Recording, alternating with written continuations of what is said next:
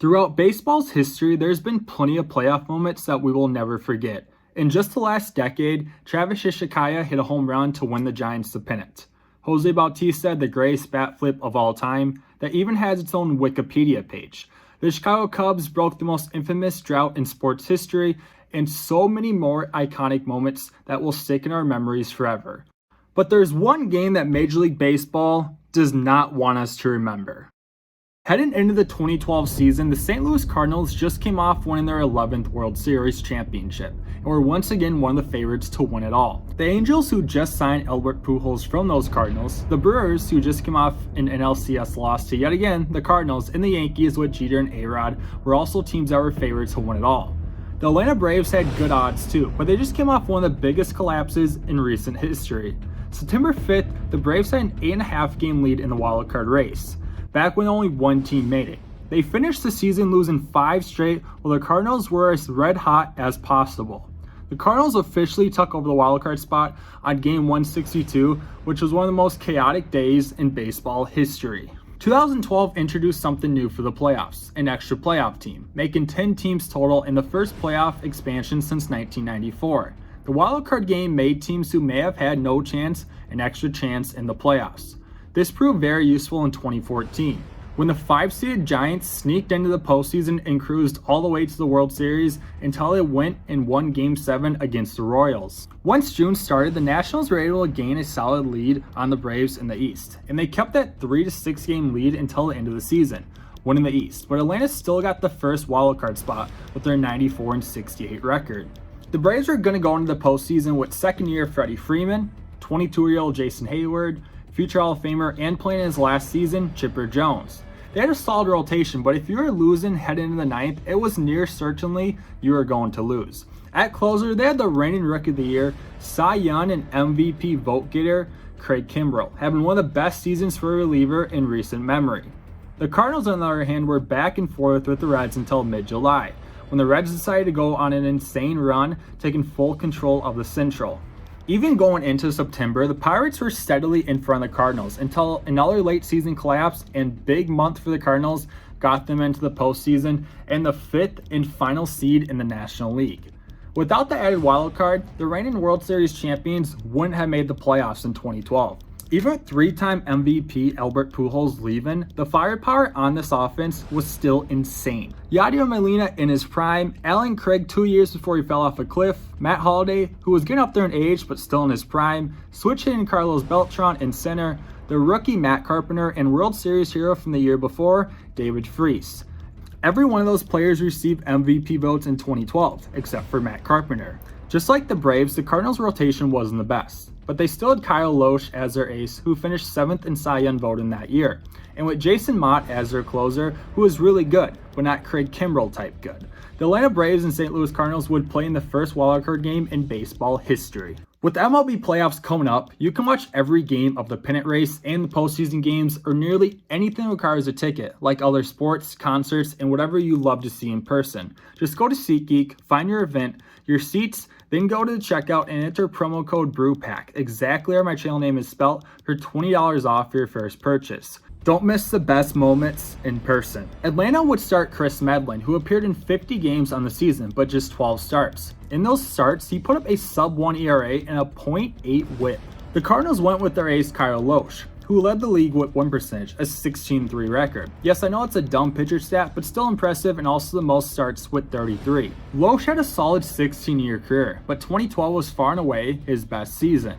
The first inning went exactly how you would think it would with these two aces, 2 strikeouts for each pitcher, and only 1 batter reached. Medlin would continue his great start into the second inning, and it looked like Lohse would too, striking out the first 2 batters of the inning. A walk to Dan Uggla, who led the league in walks that season with 94, with 35-year-old David Ross coming up, changed that. And that ball's hit high and deep left center field. That's got a chance, and it is gone! A home run! Medlin would get the big shutdown inning and yet again go 1-2-3, while Lohse would get back on track with the scoreless third. Although his leadoff single by Carlos Beltran, Chipper Jones did not help him out on what would have been a routine double play. A hot one backhanded by Chipper Jones, and a high throw into right field. Instead of a double play chance, perhaps, the Cardinals in business now. Medlin and the Braves didn't recover from this as they'd blow their early lead. After multiple scoreless innings by both starters, that score would stay the same heading into the top of the 6th. Then All-Star and 11th and MVP votes, Matt Holliday would step up to the plate to help extend the lead. 1-2 to Holliday, and that one's ripped deep left field, and there it goes. Matt Holliday unloads on one. 4-2 Cardinals. An error to start the 7th inning by Dan Uggla and a sac bunt would help end Chris Medlin's game. Not a bad start. His defense really let him down though. Atlanta's bullpen was not able to stop the bleeding, giving up 2 more runs, making it 6-2 Cardinals, with the Braves only having 9 more outs to work with. Although down decently big, it's still the playoffs, and Atlanta is one of the toughest places to play in the postseason. The chop can be really intimidating and get in your head after a while. The 7th would have the Braves to start to chip away, and Chipper Jones will get a chance to have one last iconic moment. On the ground. And that's it. All of that surrounding Chipper Jones at Turner Field makes easy work of him.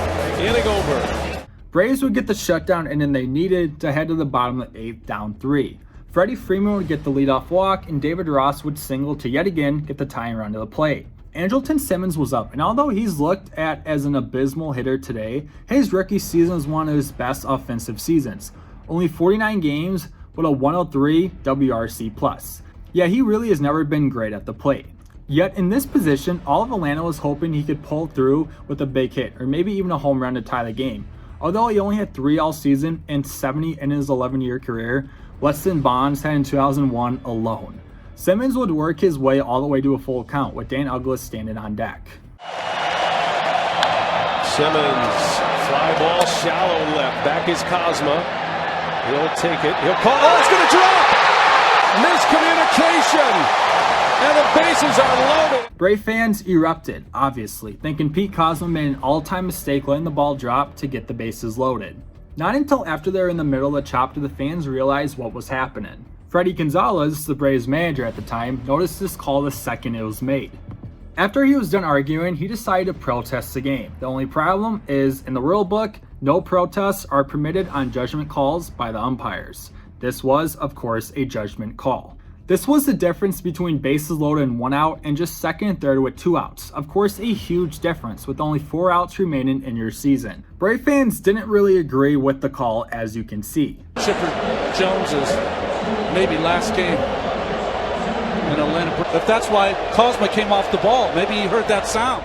Did the umps make the right call here, or did Atlanta have the right to be upset? The infield fly officially states, quote, "An infield fly is a fair fly ball, not including a line drive nor an attempted bunt, which can be caught by an infielder with ordinary effort, when first and second or first, second, and third bases are occupied, before 2 are out. When it seems apparent that a batted ball will be an infield fly, the umpire shall immediately declare infield fly for the benefit of the runners. If a declared infield fly falls untouched to the ground outside the baseline and bounces fair between passing first or third base, it is an infield fly." On the Infield Fly Rule, the umpire is to rule whether the ball could have ordinarily have been handled by an infielder, not by some limitations such as the grass or the baselines. If in the umpire's judgment, the umpire must also rule that a ball is an infield fly, even if handled by an outfielder. If, in the umpire's judgment, the ball could have been as easily handled by an infielder, the infield fly is in no sense to be considered an appeal play. The umpire's judgment must govern, and the decision should be made immediately. Replaying challenges didn't really exist at this point, but even in today's game, an infield fly is not reviewable. It's completely a judgment call made by the umpires, as the rules just said. Was this really a ball that could have been caught with quote-unquote ordinary effort? Also, did the umpire immediately declare the infield fly? Look at when the umpire puts his finger up to officially call it. We've seen infield flies that have reached the outfield, but this is a good 90 feet out there. At this point, we can't even be talking about the infield, regardless if he was camped under it for 10 seconds. Nothing in this rule shows it should have been called an infield fly. And as Braves fans continue to throw stuff on the field, the announcers had this to say. This is embarrassing for Atlanta fans. Very disappointing from the Turner Field fans. You can understand their frustration, but never take the steps to throw something on the field like this. This is absolutely embarrassing for Atlanta fans. From the time the ball dropped and when the next pitch was thrown, it had been 21 minutes and 19 seconds of a delay. This still wasn't the end of the game though. The tying run was at the plate. And now the go-ahead run was at the plate. The only problem was Michael Bourne finished his 11-year career with just 39 career home runs, although he did have the most home runs in a season in his career in 2012, with 9. All Atlanta was hoping for number 10. Bourne got himself in a 3-1 count. Even a walk would do the job, and Jason Mott threw him these 2 pitches. How do you swing and miss on these 2 pitches on an obvious fastball count? I mean, come on, man. Bottom 9, Chipper Jones would step up for his last at-bat in his career. Jones breaks his bat. Backhand to Descalso. Jump throw is not in time. Pulled him off the bag. Safe is the call. And the game continues. Freeman ground rule double, and all of a sudden, yet again, the tying run was at the plate. And the 1-2, and Ugla, bouncing ball, Descalso. The play to first in time, and the St. Louis Cardinals advance. The Cardinals racing off the field as the debris comes pouring down again. They will move on. You always have to wonder what would have happened if the umpire didn't put his finger in the air. Could they have won this game and made a deep run into the playoffs? Or would Bourne have hit into a double play and in the inning, or maybe somewhere in between? Although this is a game many MLB fans may have forgotten, it was etched in Braves fans' minds for nearly 10 years. But as they say, winning fixes everything. Left side, Swanson to first.